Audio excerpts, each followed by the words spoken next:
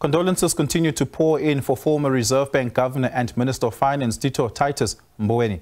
According to a statement from the family, Mboweni died at a Johannesburg hospital last night, surrounded by loved ones.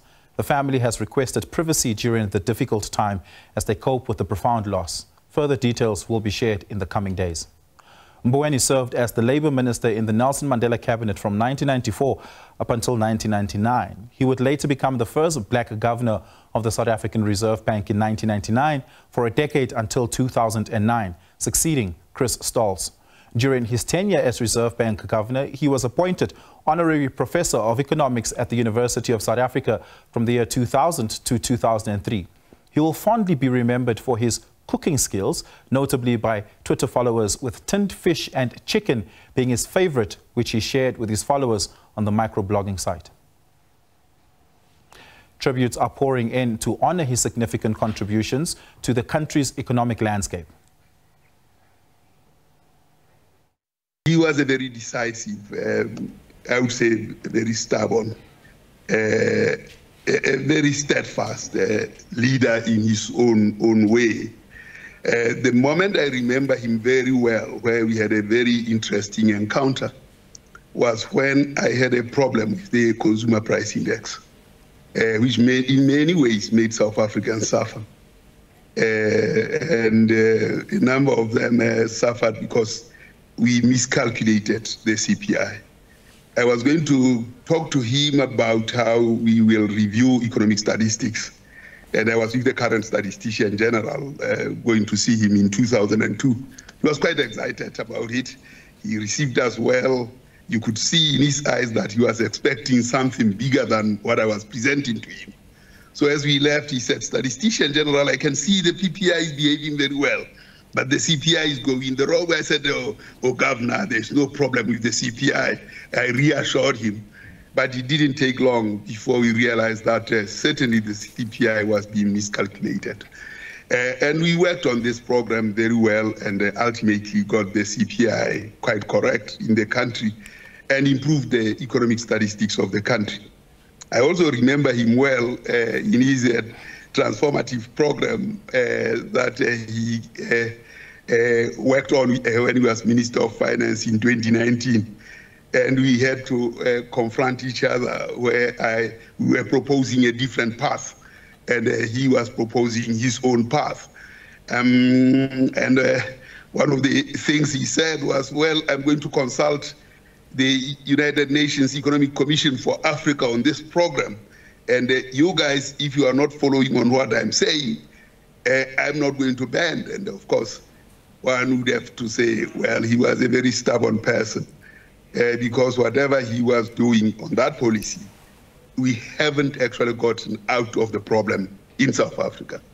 As a Minister of Labour, I think he brought very progressive laws into our environment that are actually at times being challenged. But certainly he, as a Minister of Labour, brought very progressive laws. One cannot forget his cooking skills, the love for pilchards, the mayor or the Duke of Mahuba's Kloof always entertained us with a number of skills. Very down-to-earth kind of person, certainly, and he's greatly missed. And real condolences to his family. He left us at a tender age. We still expected a lot from him. And through, he was a man of integrity. He was an honorable man. Very difficult for me to see these visuals, but wow, what an incredible patriot who loved his country. He also loved his party, the African National Congress, but he was a reasonable man. He didn't put politics ahead of what was good for the country, and that's why I could work well with him, even though I was not a member of the ANC. The passing of my friend and comrade Tito Mboweni so suddenly is a deep loss. Tito was always a very special human being. Throughout all the years, from the way in which he embraced me when I first came to Shell House as the ANC headquarters then was, as the head of the Department of Economic Planning, through our joint efforts in a number of efforts. And people frequently talk about him as governor, but I think that the groundwork was laid much before that. Tito Mboweni's insights into what went into Ready to Govern, the Reconstruction Development Plan, all preceding our election into government in 1994. And then I think that what we need to acknowledge is the role that he played in labor legislation that benefits lives of working people to this day. The Basic Conditions of Employment Act, the Labor Relations Act, the Employment Equity Act, and then also the establishment of NEDLAC, the NEDLAC Act. All of those came from the hands and minds of Tito Mboweni and was focused on improving on the quality of life of people, to make democracy real in the lives of people. All of that preceded his tenure as governor of the Reserve Bank, and sometimes you don't quite see what the governor does in quite the same way. But Tito's battle to ensure that we could both attract investment into the country and keep interest rates low in the interest of dealing with the debt of people, the protection of the banks in South Africa, all of those were phenomenally important contributions that Tito made to laying the basis for a better life for all in South Africa. It's a long story, it's a long journey, but I think it's one that we must cherish because his contribution has left an indelible mark in all of our lives. One of the issues that hasn't been spoken about in Kolisi is his deep passion for the African continent.